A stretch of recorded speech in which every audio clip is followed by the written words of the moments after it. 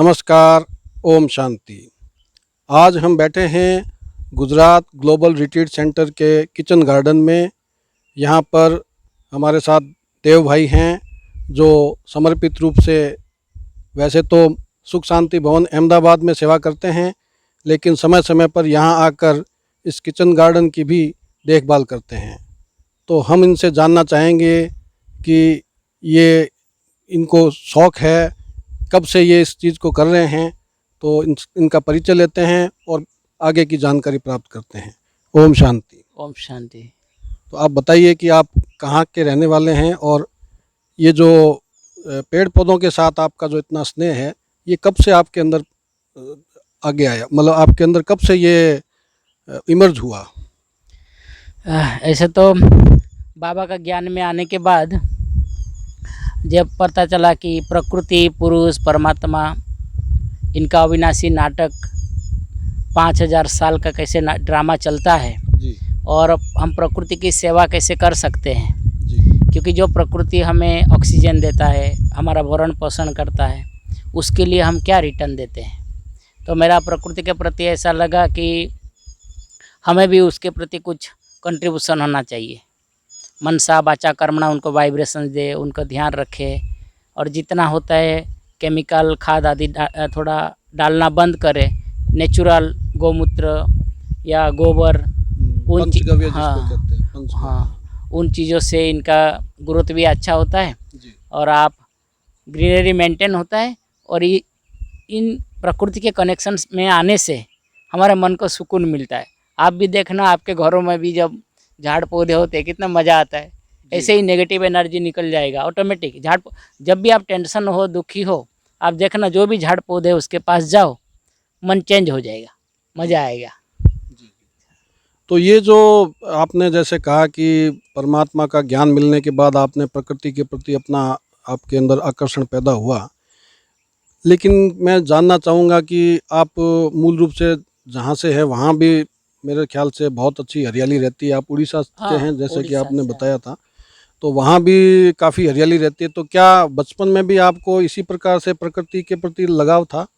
नहीं, बचपन से तो हम बस सोचते थे कि बड़े होंगे शहर में जाएंगे और शहर में जॉब करेंगे। ऐसा मेरा ग्रेजुएशन पूरा होने के बाद मैं बॉम्बे आ गया। तो बॉम्बे में भी थोड़ा वातावरण का प्रभाव ऐसा लगता था हम भी बड़े बनेंगे, पैसा कमाएंगे, गाड़ी मोटर में घूमेंगे।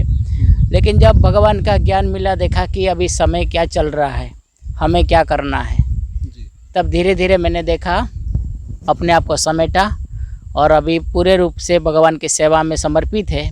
और जब मुझे समय मिलता है सप्ताह में एक बार, तो ये GGRC में आता हूँ और ये जो किचन गार्डन है उसका ध्यान रखता हूँ, क्या पौधे लगाना है, कैसे इसका वातावरण अच्छा रहे और जो भी इधर आए उनको मज़ा आ जाए, आनंद आ जाए प्रकृति के गोद में। इसीलिए यहाँ आता हूँ और ये सेवा करता हूँ।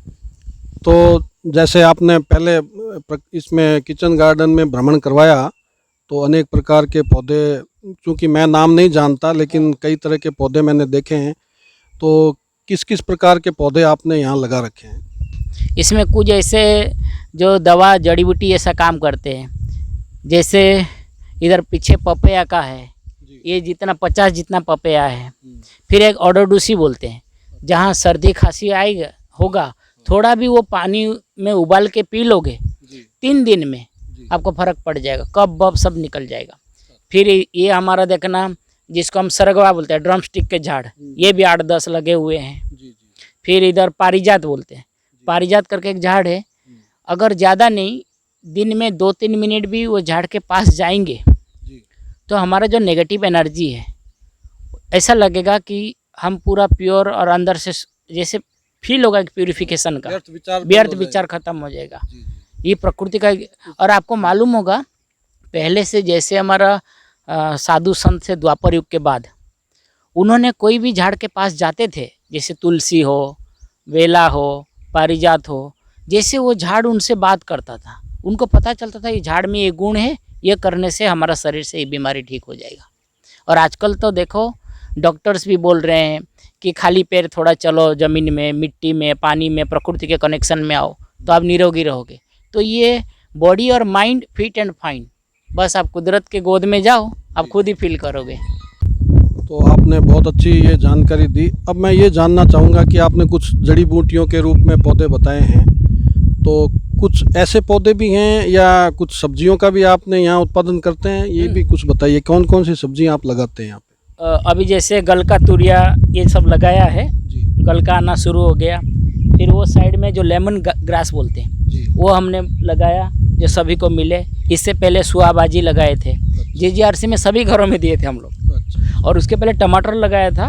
जी आज भी कुदरती में इस ज़मीन में ऐसा ताकत है, एक का हम 100 गुना 200 गुना नहीं भी बोले, लेकिन एक का वो 25-30 गुना कैसे भी रिटर्न दे देता है। बिल्कुल। हमने ये चेक किया है। हमने सुहा भाजी आधा किलो ही डाला था, अच्छा, बीज आधा किलो, तो उसने 60 किलो पौधा हो गए थे। तो हमने सभी घरों में, यहाँ 60 फैमिली में दिया था, सभी घरों में सुहा भाजी, जिसको सवा भाजी बोलते हैं, जिसमें कैल्शियम भरपूर होता है।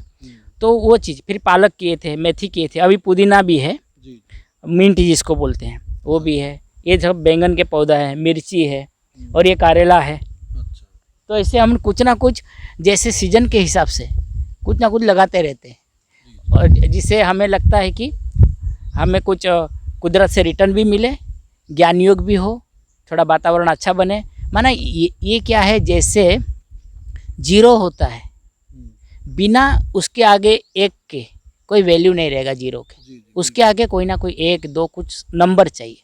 इसी प्रकार मनुष्य कुछ भी कर्म करे, अगर उसके आगे एक परमात्मा का याद नहीं रहेगा, जी जी कुछ महान उद्देश्य नहीं रहेगा, तो फिर वो कर्म व्यर्थ चला जाता है। तो इसलिए हम इधर वो बैलेंस रखते हैं, कर्म योग, भगवान के प्रति हमारा योग भी रहे और हम प्रकृति के साथ जुड़े रहे और कर्म करते रहे। आपने बहुत अच्छी जानकारी दी, और मैं देख रहा हूँ कि चारों तरफ कई तरह के पौधे, पेड़ पौधे आपने लगा रखे हैं।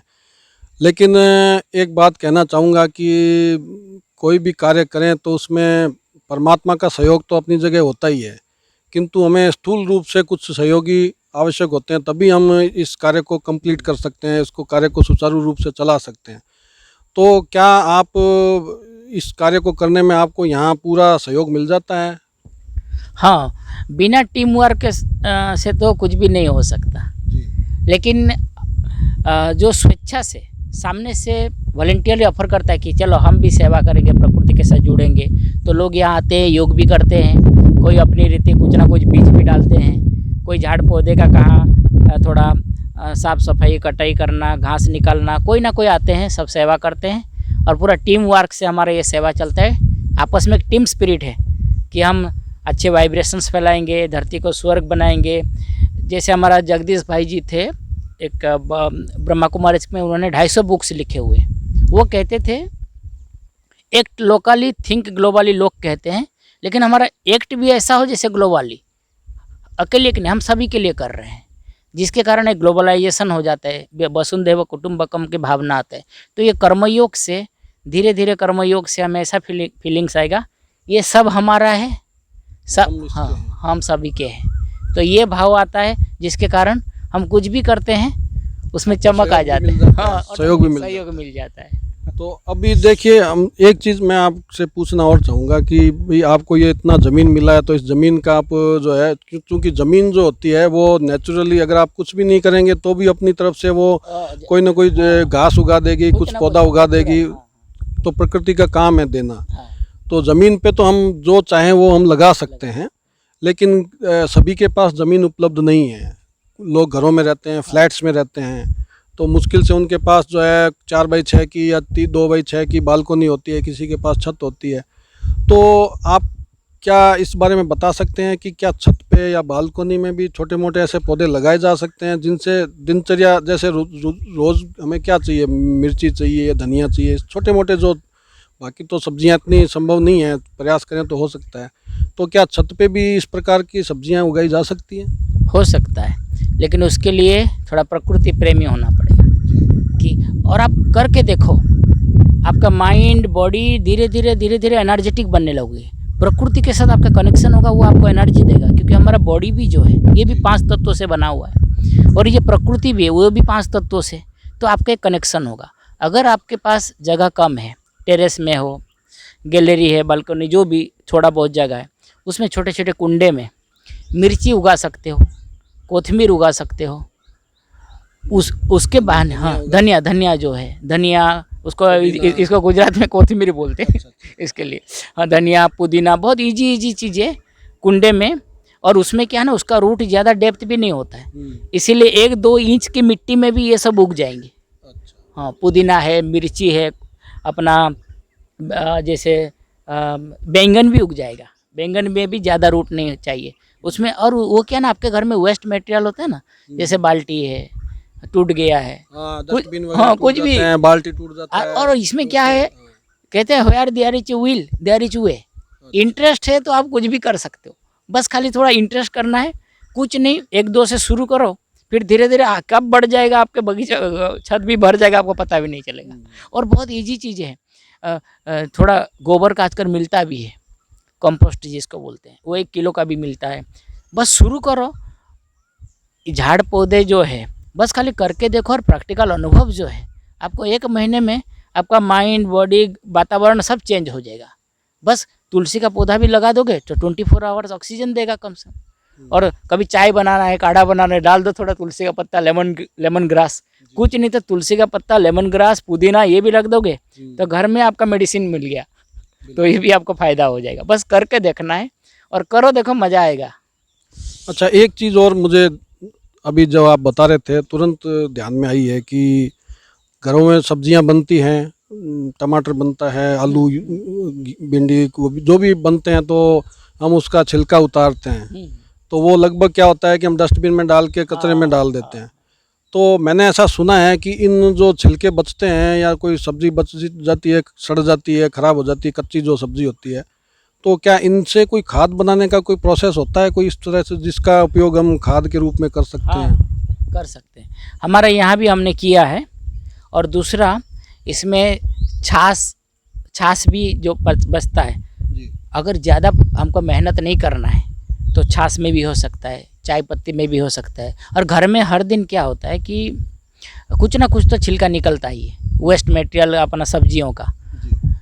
अगर आप ज़्यादा कुछ नहीं भी करना है, वो भी अगर आप झाड़ के मिट्टी के अंदर डाल दोगे तो ऑटोमेटिक वो कंपोस्ट जैसा बन जाएगा और झाड़ को ग्रोथ देगा। और क्या होता है, आजकल टाइम नहीं मिलता है और घर भी करने वाले भी कोई नहीं है मेहनत, तो इसीलिए हमें ज़्यादा मेहनत नहीं, जो भी छिलका निकलता है उसको फेंकने से अच्छा कोई झाड़ पौधा में थोड़ा मिट्टी को ऐसा थोड़ा खोद के अंदर डाल दो तो भी ऑटोमेटिक वो प्रोसेस हो जाएगा। अगर ज़्यादा पैमाने में करना है तो फिर उसका अलग है, कोई ऐसा कुंडा बनाओ, उसमें डालो जो नीचे पानी निकल जाए वेस्ट मटेरियल, और उसके अंदर थोड़ा सूखा पत्ता, ऐसा करके उसको थोड़ा सूख जाएगा, थोड़ा पानी छांट के भी थोड़ा गलने देने का, फिर वो जाके झाड़ पौधे में लगा सकते हो। लेकिन ये क्या ना, प्रोसेस थोड़ा लंबा हो जाता है, इसीलिए आप सिंपल खाली जो भी सब्जियां निकलता है घर से वेस्ट, वो सब मिट्टी के थोड़ा कोई खड्डा कर देने का, उसमें डाल के भी बना सकते हो। अगर ऐसा नहीं करना है तो डायरेक्ट झाड़ में भी डाल सकते हो तो भी चलेगा।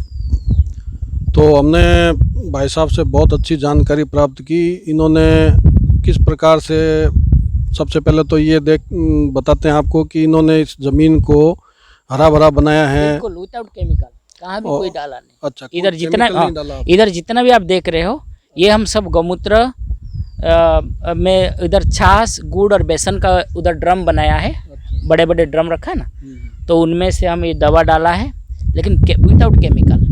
गोबर का डाला है, कंपोस्ट का खुद बना के, और इस प्रकार इसका ग्रोथ किया है। और जो जैसे सब्जी वब्जी बचता है ना, उसका भी हमने वहाँ एक खड्डा बनाया।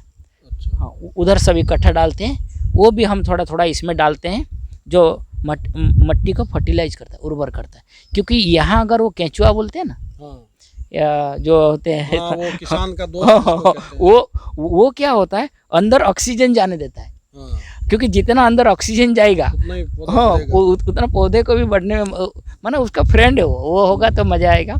वो मेन चीज़ है। मट्टी थोड़ा फर्टिलाइज हो जाएगा तो झाड़ पौधे ग्रोथ अच्छा करेंगे। हाँ, ये सही बात है कि केंचुआ जो है किसान का दोस्त कहलाता है।